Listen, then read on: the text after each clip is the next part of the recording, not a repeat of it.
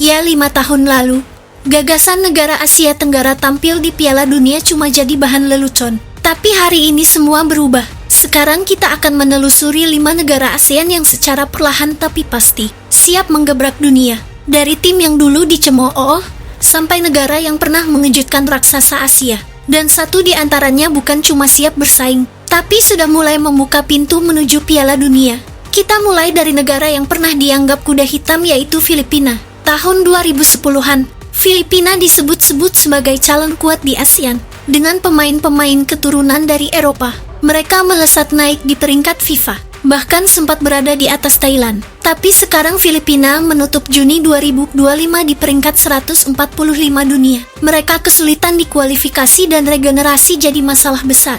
Alasan utamanya ketergantungan pada pemain diaspora yang bermain di Liga Eropa dan Amerika. Tanpa fondasi liga domestik yang kuat, Filipina kesulitan menemukan identitas sendiri. Namun dengan federasi yang kini mulai membenahi sistem dan fokus ke pembinaan usia muda, Filipina belum habis. Mereka tahu mimpi tampil di Piala Dunia hanya bisa dicapai dengan kerja keras dari dalam negeri.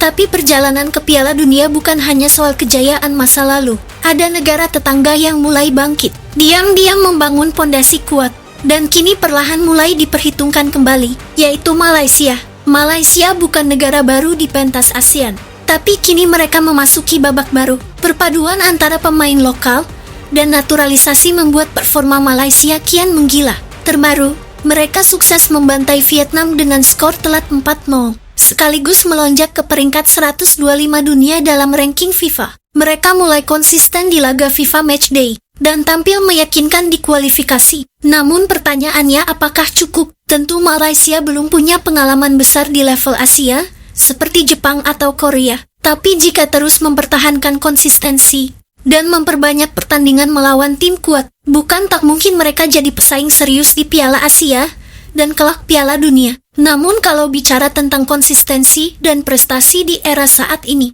hanya ada satu nama yang sempat menjadi panutan seluruh Asia Tenggara. Negara ini pernah jadi momok di level Asia, yaitu Vietnam. Vietnam adalah kisah sukses sepak bola Asia Tenggara. Dari peringkat 137 dunia di tahun 2014, mereka melesat ke 94 pada 2019. Stabil, san disiplin dengan pemain lokalnya. Tapi kejayaan itu perlahan memudar. Kini mereka turun ke posisi 113 dunia. Pelatih baru belum bisa mengulang formula kejayaan Pak Hang Seo, dan para pemain kunci mulai menua. Apakah Vietnam akan bangkit? Atau mereka sedang masuk masa transisi yang lebih berat dari yang diperkirakan? Kemudian di tengah naik turunnya kekuatan Asia Tenggara, ada satu negara yang selama ini dikenal sebagai raja kawasan. Tim yang selalu jadi tolak ukur, dan sampai hari ini masih berdiri di puncak, yaitu Thailand. Thailand adalah satu-satunya tim ASEAN yang masih bertahan di peringkat teratas hingga saat ini. Bahkan Thailand pernah masuk ke 97 dunia dengan liga domestik yang stabil, pelatihan usia muda yang konsisten, dan pemain-pemain seperti Chanatip yang masih memberi dampak. Thailand tetap jadi momok besar di ASEAN. Namun kejayaan Thailand kembali tergusur. Thailand kini turun ke peringkat 102 dunia. Belum lagi ancaman datang dari berbagai arah. Vietnam menekan, Malaysia mengintai. Ia berbicara tentang kejayaan mereka kini sudah berakhir, dan satu negara sedang membangun kekuatan besar dari bawah tanah.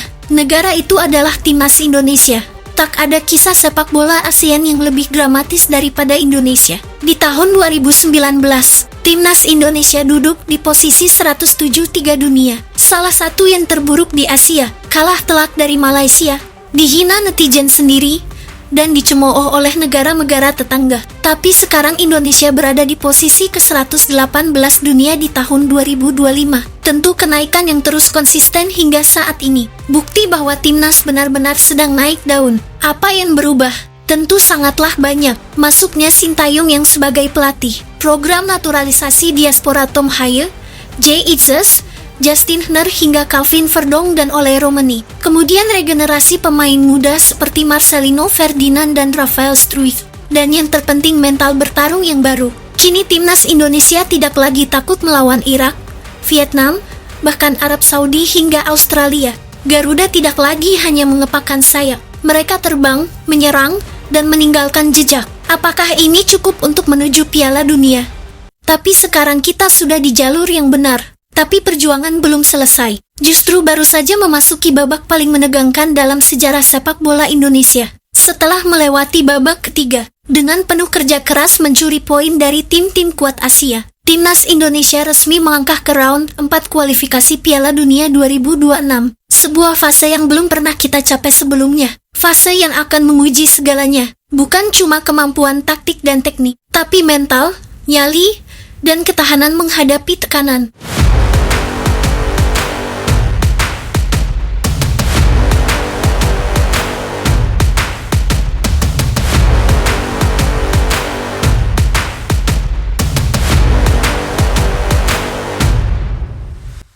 Di babak keempat nanti, Indonesia akan bertarung dengan tim-tim besar dari kawasan Timur Tengah, bukan tim sembarangan.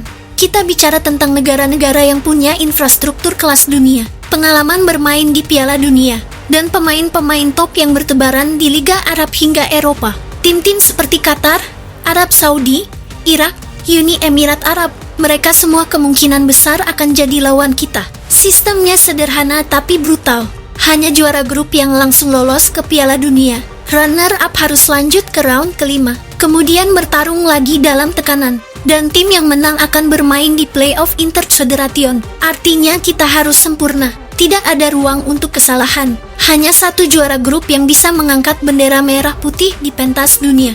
Bayangkan Indonesia satu grup dengan timnas Qatar dan Uni Emirat Arab. Laga berlangsung di Doha. Sorakan puluhan ribu fans lawan, tekanan cuaca ekstrim, dan atmosfer lada hidup mati yang menentukan nasib bangsa. Tapi justru di sanalah misi besar ini akan diuji. Kita punya pelatih berkelas dunia, Patrick Kluivert yang tahu bagaimana rasanya berlaga di turnamen besar. Kita punya pasukan diaspora yang kini mulai menyatu dengan anak-anak lokal. Tom Huyl, Jay Itzes, Verdong, Rizky Ridho, Marcelino, Hapner, dan Ole Romani. Ini bukan lagi tim uji coba seperti dulu.